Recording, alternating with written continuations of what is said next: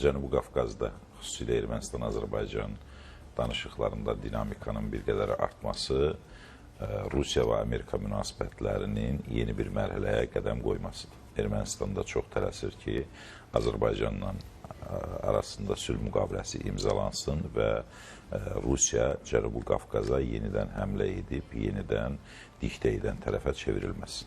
Buna görə də bu sülh müqaviləsi üçün tələsir. Şərtlərin yerinə yetirilməsi məsələsinə gəlincə, hesab edirəm ki, konstitusiyanın dəyişdirilməsi ilə bağlı tələb 2027-dən tez yerinə yetirilməyəcək deməklə, əslində 2026-cı il seçkiləri bilirsiniz ki, 26-cı ildə seçkilər olacaq. O seçkiləri adlatıb da bu mərhələyə getmək istəyir, amma getməyəcək kimi bir niyyəti yoxdur, getmək kimi bir niyyəti var və ona görə də hesab edir ki, 26-cı ildə adladar seçkilərdə və Azərbaycanla sülh müqaviləsi bağlayıb Türkiyə ilə və Azərbaycanla artıq kommunikasiya əlaqələrinin açılması, hamısı bu onun daxildəki reytinqində bir qədər artıra bilər.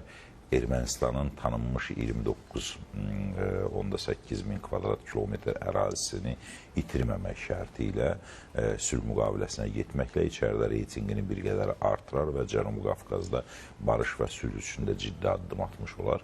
Amma Minsk qrupunun buraxılması ilə bağlı çox aydın mövqe ifadə etdi ki, sülh müqaviləsi imzalanarsa Minsk qrupu avtomatik buraxılır və bununla bağlı hər hansı bir tərəddüd və s. yoxdur.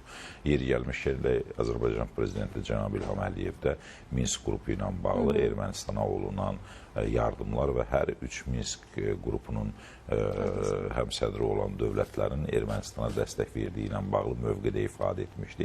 Bu o demək idi ki, əslində bizim bu təklifimiz və bizim bu şərtimiz ona görə öz qüvvəsindədir ki, tərəflər istənilən vaxt Ermənistan yançısı kimi və yaxud da Ermənistanın mənafələrini müdafiə edən tərəf kimi çıxış edirlər. Bu təklif qəbul olunub. Cənubi Qafqazda və bütövlükdə postsovet ölkələrində Amerika-Rusiya münasibətlərindən sonra vəziyyət bir qədər də gərginləşib. Hamı sanki bir gözləmə mövqeyindədir. Nələr baş verəcək, necə olacaq? Ukrayna-Rusiya danışıqları, Amerika Birləşmiş Ştatlarının təklif etdiyi variantlar, bu variantlar çərçivəsində Rusiyanın postsovet ölkələr üzərində nəzarətinin arta biləcəyimi, Cənubi Qafqaza yenidən qayıtması mı, Ukraynanın taleyindən sonra Orta Asiya və digər postsovet ölkələrinə münasibətdə Rusiya hansı siyasəti yerinə aparacaq, yenə də aqressiv siyasətini davam edəcək, yoxsa fərqli açılımlar olacaq. Bütün bunlar hamısı Ermənistanda narahat etdiyinə görə sülhə tələsir. O zaman qısa cavab alın. Bundan təkcə Ermənistan mı narahat olmalı və tələsməlidir? Yox, hamımız narahat olmalıyıq. Çünki Rusiyanın təkcə Cənubi Qafqaz deyil, postsovet ölkələrlə münasibətdə siyasətini proqnozlaşdırmaq elə də asan deyil. Çox rahatca öz müttəfiqlərini düşmənə, çox rahatca öz qardaşlarını belə hətta özünün düşməninə çevirə bilir.